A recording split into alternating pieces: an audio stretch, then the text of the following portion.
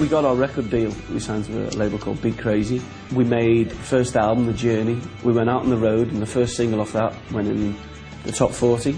Our label phoned up and said, our first chart position is 22. We couldn't believe it. It's like, you know, whatever happens now, even though it drops during the week because all the kids go out and buy the kids' music at the weekend. It ended up going in at 32, and we had a huge party in my little flat, and all of my friends turned up, about 50 of my friends turned up, and we listened to the countdown on the radio. In at number 32, Amsterdam, The Journey. And that was something else. And then Does This Train Stop Merseyside also went in the charts after that. They were exciting times. We went out on the road. We did 14 straight nights all around Britain. Then we had the spectre of the music industry again. The label weren't happy with certain things, and that's when I had another stroke of luck, because the people who managed the Stranglers wanted to then manage us, because they'd heard the music, they were huge fans. We managed to get off that deal and sign up to another new label through Universal, which we're still on to this day. And we made the second album Arm in Arm with. So we kind of had a bit of luck after having not very much luck in Pele and stuff. Lots of great things happened. Christy Moore picked up the song and took it to #1 in Ireland. And we got to have him on our new album, and I wrote some great, lovely songs for that record. I've enjoyed Amsterdam twice as much as Pele, because I didn't think I stopped for 2 minutes in Pele to think, what's happening to me, how's this going? Because you're younger. In Amsterdam, when something good happens, we have a damn good party to celebrate it, and we stop and think. And also, the other great thing about being in Amsterdam right now is we've kind of, we've gotten into this situation whereby we're a 7-piece juggernaut of a band. We make a hell of a racket now. We've got flutes and fiddles going off, electric guitars firing off all over the place, pianos and organs, and it's a great thing when we get going, and I'm extremely thankful to be in that position now, you know. I've enjoyed it in terms of recording and playing the gigs.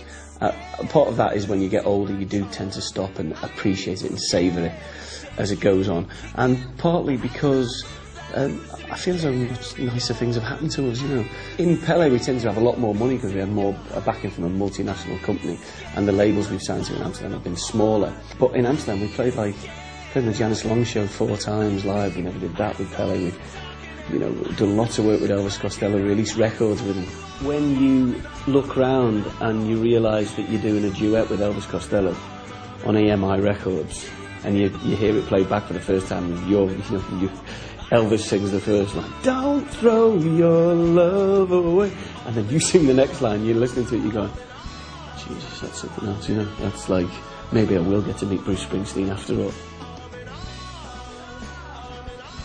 Pele kind of got the ball rolling. I know there's a lot of bands and a lot of musicians out there who owe John Pele a career, really. And we're no different, because he just picked up on our song, but he had an extreme reaction to it, you see, because every single time he'd play it on the radio, he'd go to speak and introduce, you know, what the song was called and who it was by and stuff, and he'd choke immediately, so he'd put another song on, and then he'd gather himself, and then after that song, he would just say, "I'm so sorry, I can never get over this song," and I've spoken to his widow, Sheila Ravenscroft, and she said he was exactly the same at home.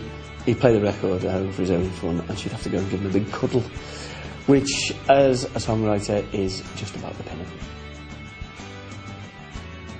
Almost every artist I've read about, they've all at some point referred to having writer's block, and I don't really know what that is. And the reason why I don't really know what it is because I don't really know what the song is, where the songs come from. I've no idea, and I will never look into it or try and dismantle it, because I'd be terrified of finding out what it was, and then maybe it wouldn't come back.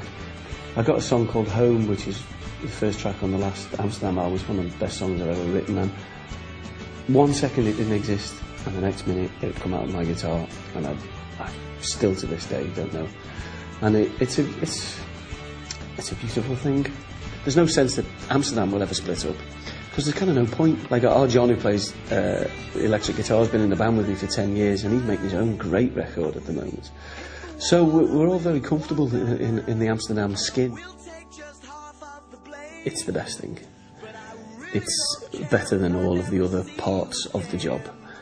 When it's going well, there is nothing at all like it. you know, ask the other 6 members of the band, stand on that stage in Glastonbury last year was just the greatest thing. And we knew we'd nailed the show as well, and there were people going nuts out the front. And you can't really beat that. This part of the journey has been the most joyous for me. I've enjoyed it the most, you know. And it all bodes well for the future to make another record.